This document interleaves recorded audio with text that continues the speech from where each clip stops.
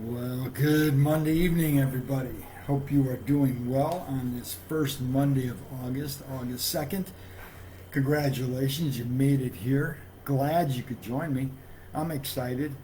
And I have an interesting topic today, dealing around, family.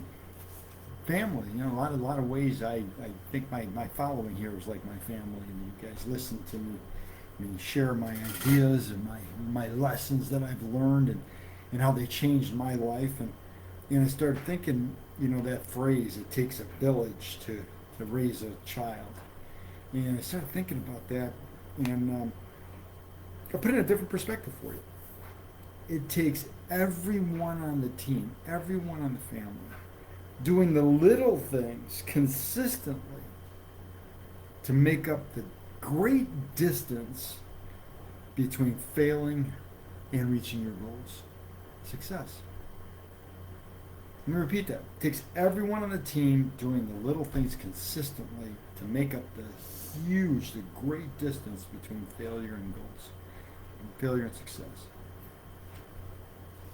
Losing when things get tough and success. Losing's tough. Failure's tough. But is it really failure, or is it a lesson learned to get you closer to success? Somebody asked Thomas Edison one time, how does it feel that you failed 110 times to make a light bulb? He says, I didn't fail at all. I succeeded at finding 1010 or 1009.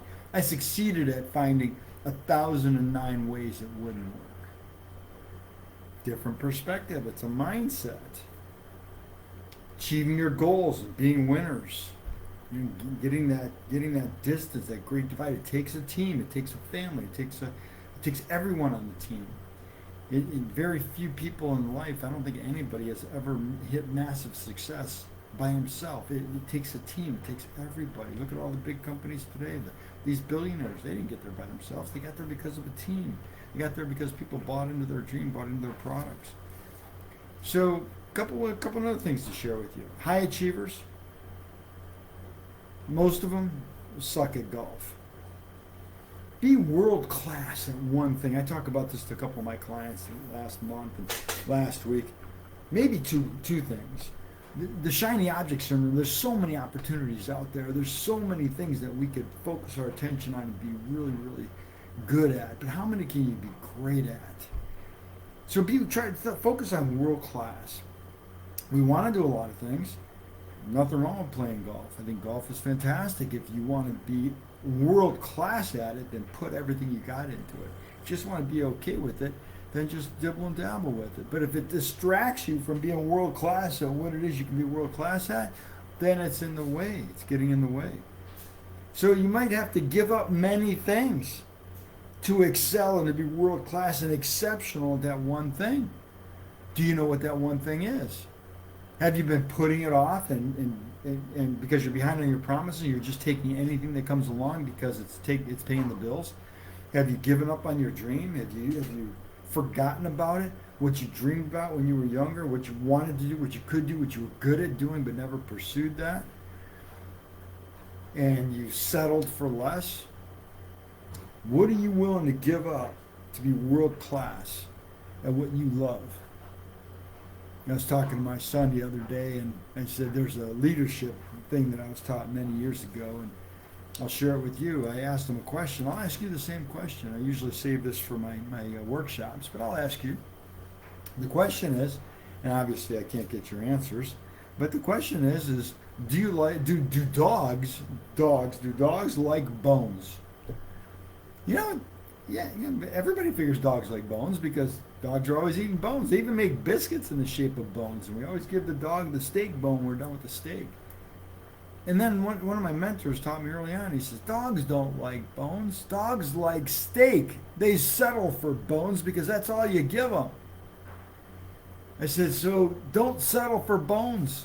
Go for the steak of life. Go for the steak of your love of what you want to do.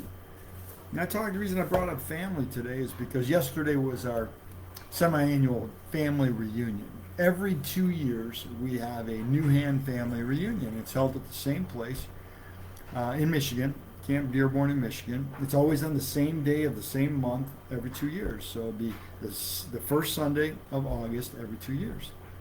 And I was going through some of my, and it's amazing because we got a newsletter.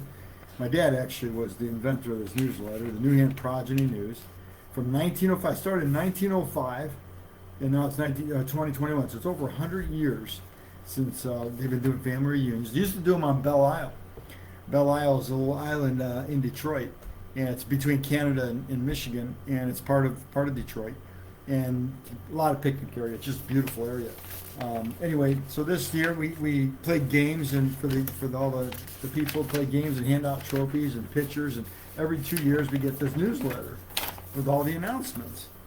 And one of the trophies I got, I was going through some of my stuff because I moved here a couple of months ago. I moved to this new location, and I found an old trophy badge, and it said first place running race, first annual New Hand Family Picnic, 1973. So I know it started in 1905, but you had a couple world wars in there, and Vietnam and Korea, and a lot of the family got dispersed and taken, moved in different places, and it broke up for several years in between. But in 1973, my Uncle Frank and my dad got the families together, and they put all in and committed to making it every 2 years. And we do the mummy wrap with toilet paper and the egg toss, and three-legged race with the sack, and tying the legs together, and in the wheelbarrow race, and hand out these trophies and foot races for the kids and stuff. So this one badge was 1973, which means the next one in 2023 is going to be the 50-year reunion for the new generation in this new cycle of the family, the New Hand family reunion. And it's amazing because I was just a kid back then, still in high school, 1973. I was in high school, and watched all the parents and all the older people handle all the details, and I was just there having fun. And as I grew older, started bringing my kids, and my peers were bringing their kids, and so we watched everybody's kids grow up, and now their kids are having kids. My 4 kids, I'm not a grandparent, but I do have 4 children. They're all old enough, but don't have any. But their kids are having kids, so it's amazing to watch these families grow up, and kids grow up, and people grow up. And yesterday they did a special race for 60 and over, and they said, okay, everybody over 60, make sure you sign a health waiver here, an injury waiver. But there was about 10 people in the race, and just for fun, and I ran the race, and I came in second place, and I looked at the video, and it reminded me so much of my dad racing when I was a teenager, when he was in my early 20s and 30s, when he was in his 60s. So it was like a flashback 30 years ago, just crazy. So anyway, this family reunion is special. There was over 100 people there from all over the country. They come from all over the country every 2 years, over 100 people. 5 of them, they were first-timers, been doing it 48 years, and they were first-timers that had gotten a newsletter, gotten an email, saw the group on Facebook, but they were first-timers, and they were blown away at all the food and family and camaraderie and love that was going on. And, what if you treated your business like that, tying it back into business?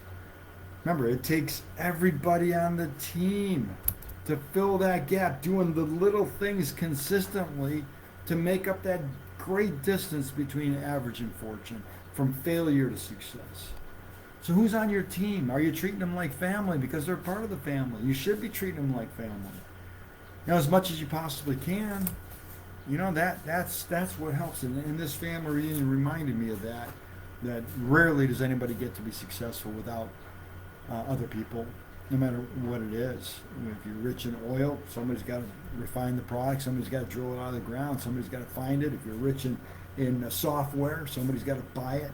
If you're rich from stocks, somebody's buying the stocks, and whatever. If you're running a company, generally you have employees or people working with you and getting help. So are you treating them like family, or as best you can, taking care of them? Because the family unit, it's amazing what they can do. They can fill that great distance between success and failure, failure to success. So hopefully that message resonates with you. I had a great time. It's August. By the way, if you, I do a podcast. I'm not sure everybody knew this, but I do a podcast for sales managers. So if you know a sales manager, or if a friend of yours, or you're a sales manager, you'd like to be a guest on my podcast, get some international exposure, just message me, and love to interview you. 10 minutes, just talk a little bit, make sure you're a fit for our audience, make sure the audience is fit for you.